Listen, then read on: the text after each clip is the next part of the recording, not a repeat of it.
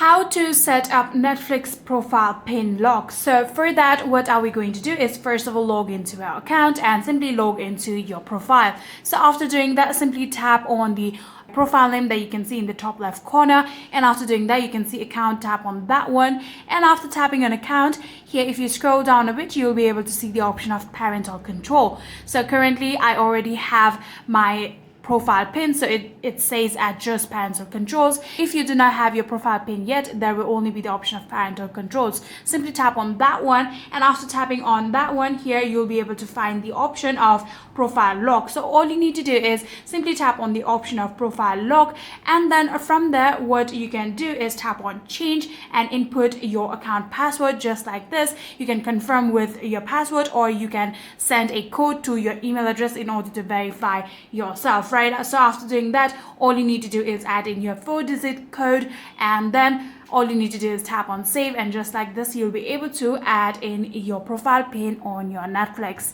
and that is it.